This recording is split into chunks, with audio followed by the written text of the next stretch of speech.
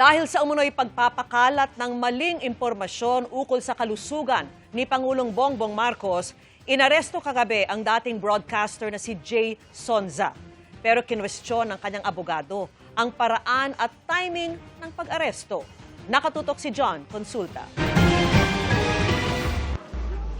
Sir, kayo si Jose Yubang Sonza, alias Jay Sonza. Pagkakumpirmang nasa loob ang kanilang pakay. Tawagan ko na lawyer ko, ha? Can I see the warrant, please? Agad hinainan ang dating TV host si Jay Sonza ng warrant of arrest ng mga tauhan ng 3 dibisyon ng National Bureau of Investigation o NBI.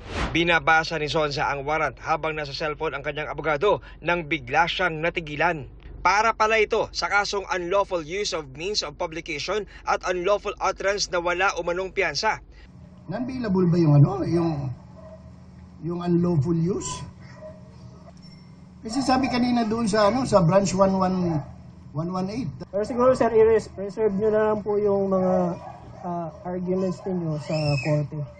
Photocopy po ito, wala asang pong original. I just want to see the original sana. Sana dala-dala ninyo. Sir, kaya sinabi ko sir, hindi ko kami record na dala yung original. Baka po mamaya mawala yan through operation. Kaya pandalan namin photocopy. Yung original sir, nasa office po namin mamaya. Sa huli, pinusasan na si Sonza at isinama ng NBI arresting team. Did you expect this to happen?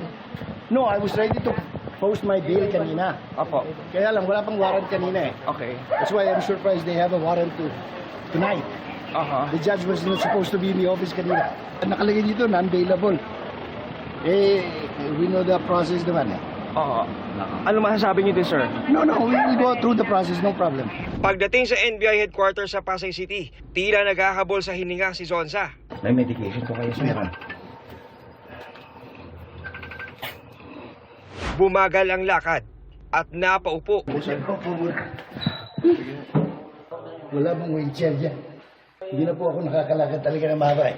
Binigyan siya ng tubig ng NBI at isinakay sa isang wheelchair.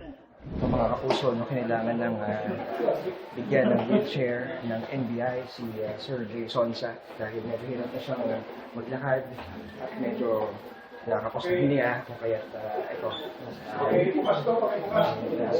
NBI para maayos na madala sa kanilang tanggapan dito sa NBI o PCD. Ayon sa NBI, may kinalaman ng kaso sa mga umunoy pinakalat ni Sonza na fake medical bulletin ukol sa kalusugan ni Pangulong Bongbong Marcos. Ito po ay kaugnay sa kaso niya ng paglabag ng cyber law natin na may kinalaman po sa pagpapakalat ng maling balita sa ating pong Pangulo at paglalabas po ng iba't ibang peke na balita. Mali ang nakalagay sa warrant of arrest. Nakalagay doon, non-bailable. This is a bailable offense or bail not required. Sa isang pahayag, binatikos din ng abogado ni Sonza ng anyay paraan ng pag-aresto sa 71 taong gulang na kliyente at ang pag-timing nito sa long weekend kung kailan sarado ang mga korte. Sagot ng NBI, kahapon po lumabas yung warrant. Sinabi naman po natin lumabas ng 1 o'clock. Siyempre nagbiyahe pa, hinanap pa ilan po yung address na nakalagay sa kanya.